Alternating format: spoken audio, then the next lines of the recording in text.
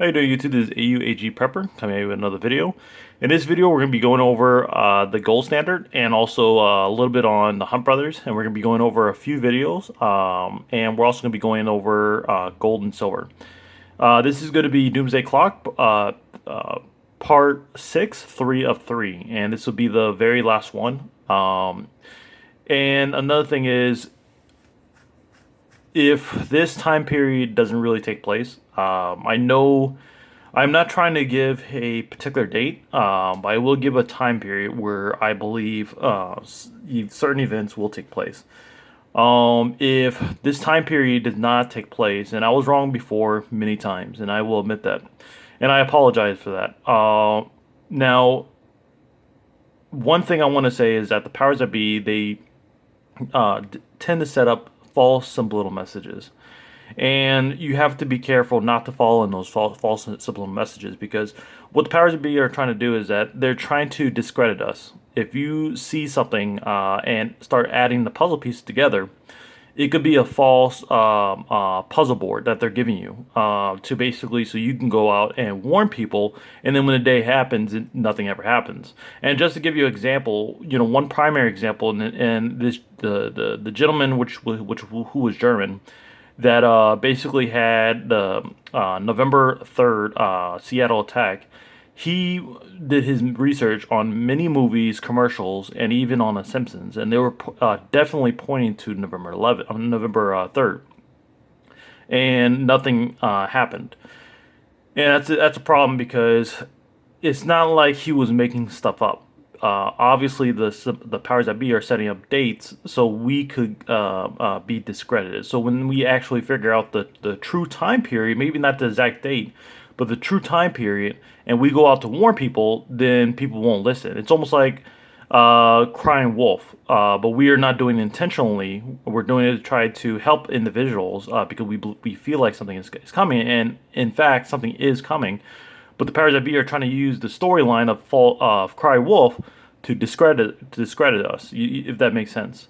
So it's tough. It's very, very tough. So let me go to here, and I'll show you one example of a false event that the powers that be set up, so we could get it wrong. Let me go and show you.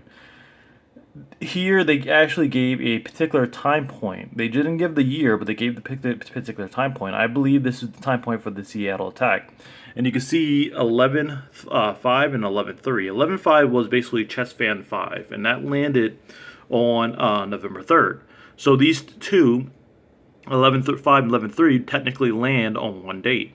And that was a subliminal message that the powers be gave, and it turned out to not be right. It was actually a false subliminal message that the powers that be set up.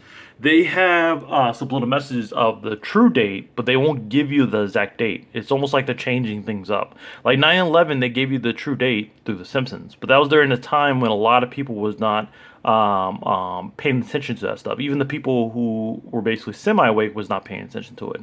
So they didn't have a problem giving that date. But now that they realize that more people are waking up to their schemeries, they are now not giving us a date, but instead giving us false dates. But they are still giving subliminal messages of a time period that will start. They're just not giving the exact date. So if you see that the powers that be are giving direct dates, then you know that it could be a false time period that they're giving. The storyline that the powers that be are portraying, like especially over in Denver Airport or iPet Goat or Let's Start World War III, that video, or even through music itself. And let me show you one. This storyline here of this song, it's all pointing to the same exact storyline and the catastrophes that are going to take place. And even with the Berserk ASAP, it's all the same. It's all going to be the same storyline and how everything's going to play out in the real world when it actually starts to happen. But they're not giving the exact date. That's the problem. They're subliminally showing that what they're going to do, but they're definitely not giving us a date. And this is going to be much bigger than 9/11, and they're too afraid to give us the exact date, because if they do, then we will warn too many people, and a lot of people will end up avoiding this catastrophe, either economically or actual physically. because this catastrophe will also be economic catastrophe as well. And speaking of economic catastrophe, let's go ahead and talk about the Dark Horseman. The Dark Horseman is basically individual who is his job. He's a fallen angel, and he's part of the four horsemen of the apocalypse, with Satan being number one. And his job is basically to destroy the economic value of man's world, if that makes sense. Now, he cannot touch gold and silver because that's God's money, but he will devastate the currency system, which is man's money. It was the currency system is a false entity of money. It's basically the ghost of money. So let's go ahead and read. We'll read chapter. Let me see if I find here. It will be. Hold on. Okay, it'll be chapter 6, verse 3. And when he opened the no, sorry, chapter 6, verse 5, in the Bible of Revelation. And when he opened the third seal, I heard the third living creature say, "Come." And I saw and look. And this is John when he wrote this stuff. I believe it was on the island of Patmos, I think it is, when he was abandoned there by the Jews. He was poisoned and abandoned there. A black horse, and the one seated upon it had a pair of scales in his hand. And I heard a voice as if in the midst of the four living creatures say, "A quart of wheat for a denarius, and a 3 quarts of barley for a denarius, and do not harm the olive oil and the wine." So basically, back then, just to give you an example of the purchasing power of denarius. Denarius was basically 1/10 of a troy ounce of silver, and it was able to feed, one denarius was able to feed 22 people, and that includes basically anything that you can put your mind to. It basically chicken, rice, fish, a full-blown meal. And that's how much purchasing power one denarius had. Now, they're talking about a denarius here, but not in the aspect of an actual physical ounce of silver, or 1/10 ounce of silver. You have to remember back then when John wrote this, he wrote it during the time when money was being used as gold and silver. Um, this is a prophecy fulfilled for the future, that will be fulfilled in the future, which is basically our time now. And the money system that we're currently using is basically what the Bible is basically talking about for the third horseman of the apocalypse. The devaluing of the money won't be gold and silver. We don't use gold and silver anymore. It'll be the currency system that'll be devalued. John at the time put denarius because is what he was recognized at the time. He didn't know about basically the world getting off a gold form of gold and transferring over to a form of basically weightless paper, basically currency. So when he talks about this, he's talking about the form of money during the time when it actually happens, if that makes sense. So anyway, let's go ahead and continue on. And when this catastrophe does happen, the devaluing of currency will happen tremendously and very, very fast. It will probably happen the same year when this catastrophe takes place. So if you don't have a form of protection when it talks about gold and silver, and that's God's money, that's Jesus' money, and Jesus declared gold and silver be His, then you will be caught up in the wrath of the dark horseman. You see, the gold and silver is a form of protection from this fallen angel. Okay, makes sense? All right, so let's go ahead and continue on.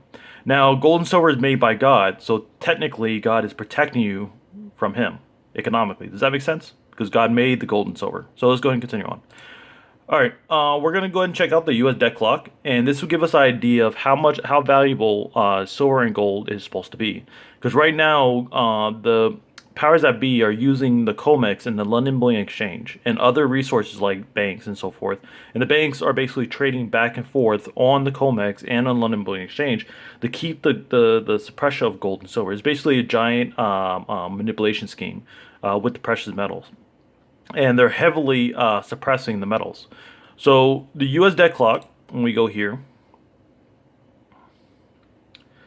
we can go to the side here. This basically shows us, and I showed this on one of my other videos, it basically shows us how much money we currently owe.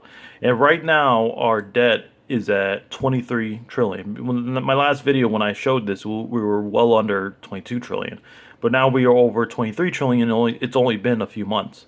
So you can see the progress of what's going on with our debt system. The more debt that is added on, which means that there's more currency out there, more that needs to be owed. And when that happens, there's going to be a hyperinflation or devalue of your currency, because it's basic supply and demand. When you have, say, $1,000 out there, and you have 1,000 people out there. If you create another $1,000, you now devalued that other $1,000 by half. If that makes sense.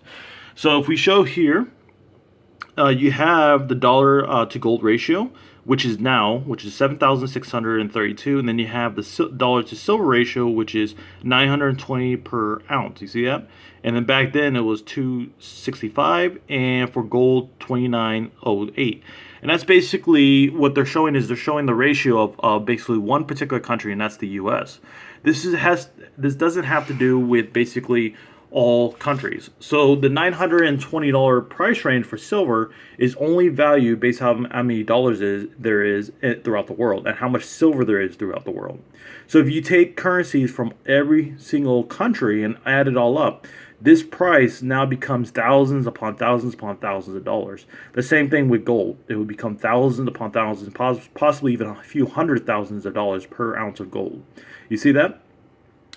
So that is basically what the U.S. debt clock is showing us. The government knows this, but the banks continue to suppress gold and silver, and there's a reason for that. God is allowing that because it's not time yet. The Revelation, I believe it's in chapter 9, it talks about the whole world worshiping gold and silver. And basically right now the whole world is not worshiping gold and silver, but it's worshiping the US dollar. And this is also subliminally shown in many of the music videos, like for example, French Montana basically writing on the wall. At the very beginning of the video, it shows the world worshiping the US dollar. So let's go ahead and continue on. In 1971, Nixon took us off the gold standard. And when he took us off the gold standard, it happened in August of 1971, on the 15th of August. And during that time, basically the whole world was majority of the world was on a form of gold standard. And they were also using silver coins as money. Now, if you add 49 years from 1971, you land on 2019. Now, the start of it. Now, if you add 48 years, you land on 2019 of August 15th. But past August 15th of 2019, you land on the start of the 49th year. So let's go ahead and research the 49th year and see what that entails for basically what's going on now. So 49. 49 in the Bible means basically is a holy number, and it basically means a form of freedom. And also how can I say it? Freedom and from debt, slavery, and also it's a form of almost like a promise. And we're going to go ahead and read it here, and form of forgiveness too. So let's go ahead and read it here. The meaning of the 49 is derived from the fact that it is 7 times 7. 7 is a biblical perfect number, numeral representing spiritual perfection. Peter asks Jesus how many times he should forgive a person who sinned against him. He suggests that forgiving someone 7 times seemed fairly generous to him. The Lord's response, however, was, "I do not say to you until 7 times, but until 70 times 7, and it shows it here. Christians are not to limit themselves in regards to forgiveness and mercy. If they are to be perfect, like their Heavenly Father, believers are required to offer unlimited forgiveness. The name of the Apostle John is recorded 49 times in the New King James Version of the Gospels. So 49 is a very holy number. It's basically a form of forgiveness of basically sin, and not only sin, but also when it comes to economically, forgiveness of debt and slavery. Let's go ahead and read here. And this will be the last one. We will continue on. And you shall, and this has to do with the Jubilee year, because the Jubilee year consists of 49 years, and also the 50th year as well. It's almost like a 2-year process. And we can read here. And you shall number 7 Sabbaths of the years to you, 7 times 7 years, and the time of the 7 Sabbaths of years shall be 49 years to you, and that's when the start of the 49th year mark is when basically the Jubilee year takes place. Uh, Now, it also transfers over to the 50th year, so it's almost like a 2 year celebration. And you can read here.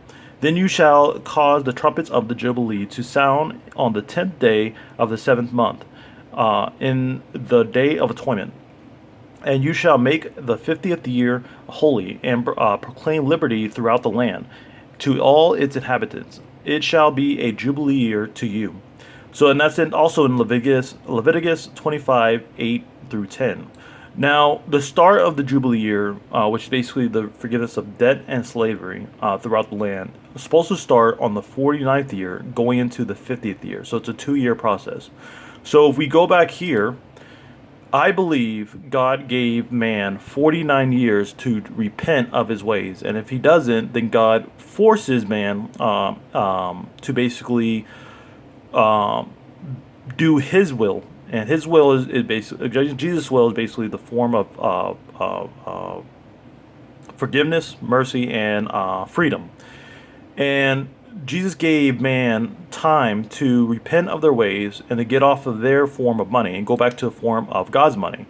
And if they don't do so, then dire consequences will happen at the end of the 49th year mark. It will be the destruction of man's money and the revaluation of God's money, which is basically gold. Now, the reason why Nixon did this is because the banks have the ability from 1971 all the way up till now to devalue gold and silver even more than what it was already devalued. And I talked about this in my last video. During the reason why the cowboy days ended is because the banks started devaluing the gold and silver and started reevaluating basically currency, bringing up the value of currency and bringing down the gold and silver, even though we were technically under a gold standard during that time. But they even more devalue the gold and silver, even tremendously, from 1971 all the way up till now. And God is basically giving man time to repent and return back to his economic ways instead of man's economic ways, if that makes sense. All right, so let's go ahead and continue. So that's past August 2019. August 15th will land on the 49th year mark. So we are currently under the 49th year mark now. Now, with the Hunt brothers were basically billionaires that didn't agree with the economic system of the time with the banks. And the banks were basically getting off a gold standard and going strictly on all currency. And even Nixon said that the U.S. dollar is as good as gold. And the Hunt brothers did not have agree with the banks. And the Hunt brothers were good friends with a lot of these rich bankers.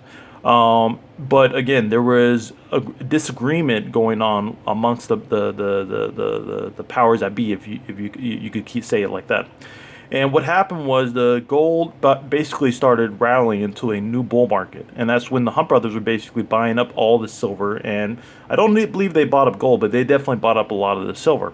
They even tried to get involved, other nations involved, like Egypt and other nations. Especially, they went to the Egyptian royal family as well, to try to encourage them to get on and help them to reevaluate gold and silver, and basically to end the schemes of the banks to try to, basically with the currency system.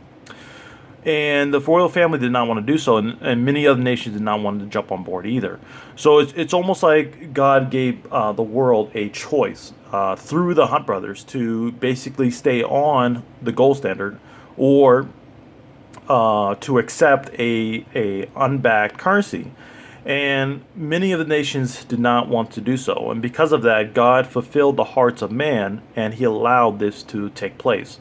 It's because the hearts of men were wicked, and that's the reason why. And God basically allowed this to happen.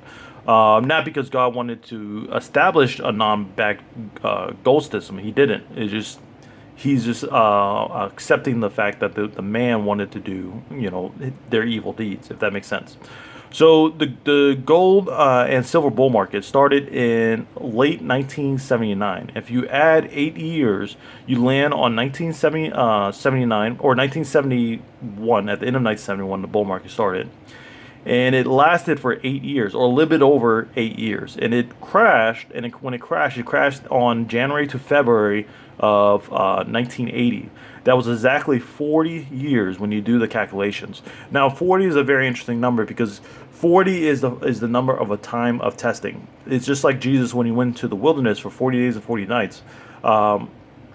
It's basically a representation. 40 is representation of a time of testing, and I believe God gave us 40 years since the Hunt Brothers, the peak of the Hunt Brothers, all until now, again, to is a form of repentance, and to give us a time of testing through this age of this new currency system. Now, what's interesting is that the bull market lasted for 8 years and then it failed, and we already know that 8 is the number of new beginnings. Now, what does this mean spiritually? God gave the Hunt Brothers 8 years, and the Hunt Brothers failed, and they were supposed to. And when they failed, it was exactly 8 years. Almost like the currency system had a new beginning, and God gave 40 years of that new beginning of the currency system to play out. And at the end of the 40th year mark, I believe, is when the currency system is finally going to take its deathbed, if that makes sense. If you add 40 years from the top of this, you land on January of 2020. That would be the completion of the 40th year mark since the Hunt Brothers. Now, I believe we're going to have a massive silver and gold spike, and it's probably going to happen during the time of December. I believe it was going to happen in November, and the reason why I believe that, if we go here, the reason why I believe that is because the silver and gold spiked in November, and at the very end of November. We also had another spike in December. So it could very well, it doesn't have to be perfect. Even though we're in the 40th year mark of the Hunt Brothers, which 2019 is the start of the 40th year mark. And what's interesting is that, I know I'm going off on topic a little bit. What's interesting is that our bull market started in May. And the reason why that is very interesting is because the Hunt Brothers bull market in 1979 to 1980, 1980, ended the bottoming of their bear market, I should say, ended in the month of May.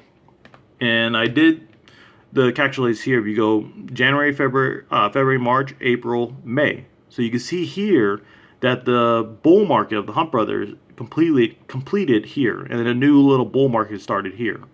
So what does this mean? The reason why I'm talking about this is because 1 is the same number of 8. 8 means new beginning, so does 1. And if that being said, we live in a time when there's more individuals on this earth. There's, what is it? I believe there was 2.7 billion people during the time of the 70s. We now have currently well over 7 billion. We also have a supply of silver that has been depleted tremendously, about 96 to 97% since the Hunt Brothers. They're saying that there's actually less silver than there is actual gold above ground available. And when it comes out of the ground, it actually comes out 1 to 9 or 1 to 8. It would take a very long time for silver to relapse over gold again when it comes to above ground available silver and gold. Now, the reason why this is important is because we have more of an investor mindset across the world with investing in general. Back in the 70s, people didn't have an investment mindset. We do now. Also, the markets are now a worldwide connection, but back in the 70s, it wasn't. It was basically only Europe, possibly China, parts of Asia, a little bit on the Middle East and America. But now we have a worldwide market. When it comes with South America, Africa, and so on.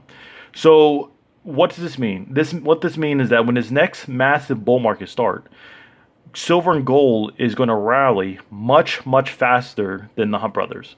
And what's interesting is that when silver rose from $1 to $50, $50 back in the 70s to 80s was around the range of $900 to $1,000 when you add to inflation adjustment. And what's interesting, if we go back here, the Hunt Brothers value, which was $50 or $900 to $1,000 today, when you add inflation adjustment, adds to the same amount of money that the U.S. debt clock is basically showing us, $920 per ounce. So it's not a coincidence how this is all adding up. Also, The Hunt Brothers market lasted for 8 years, meaning new beginnings. That means the next bull market for silver and gold is going to last for 1 year. Because it means the same. One means new beginnings, and it will move much faster because of what all this information that I just stated. More of an investment mindset. We have more people on this earth. Our markets are now connected, so we're not going to take 8 years for silver to rise. Say, let's say silver does the same thing as the Hunt Brothers. It's not going to take 8 years for silver to rise from $17 to $1,000, right? To mimic this when we add inflation adjustment, it's going to take 1 year instead of 8 years for silver to rise from $17 to 1,000. And where are we at in this time period? Silver completely finished, the bear market of silver completely finished in the month of May. If we go here, we would need to start in the month of May and complete in the month of May, or break $1,000 in the month of May or a month after the month of May, because it'll still be the completion of one going into the next year, either May or June of next year of 2020. So the catastrophe would have to start sometime in late December to January to get the massive bull run happening in gold and silver, because it'll cause a massive panic in the economic system and cause a lot of people to run into a safe haven, which is gold and silver. Now, the bull market for silver have to have started. This bull market that is we're currently under a bull market. It's a very slow one, but it's basically happening. Now, this bull market would have to start in May to represent the bull market in the 1970s and 1980s. And what do I mean by that? This bull market lasted for 8 years. So spiritually wise, we need to last for 1 year to break the top of the Hunt Brothers, which is $1,000 when you add inflation adjustment, if that makes sense. So if we go back here, we would need to start in the month of May. We had 1 out of 12 chance of actually starting in the month of May on the 40th year mark of the Hunt Brothers. And did we start in May? Yes, we did. And I'll show you. You see that? The bottoming happened on May 15th to May 20 something. And then we started in a bull market here. Very, very fascinating. Now, the catastrophes haven't happened yet, and this is the reason why the silver and gold bull market is not running like it should. But when the catastrophes does happen, it will take literally just 3 to 4 months for silver and gold to re-challenge $1,000 or $900 to $1,000, and for gold, since it'll be much higher, of course. Now, we just finished that. Very interesting stuff. I'm gonna go ahead, and I can't add all this together. I was trying to squeeze this all in, but I won't be able to do so. I'm gonna go ahead and make another portion of this video. It will still be basically part 6, 3 of 3, just 3 of 3 slash one first video, if that makes sense. Like, I can't add everything together.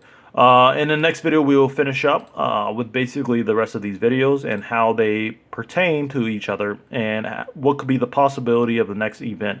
I'm not going to give the exact date. I believe I learned my lesson. But I will give a time point that could basically possibly happen. A time point being, a couple months in between. All right. Thank you, and God bless.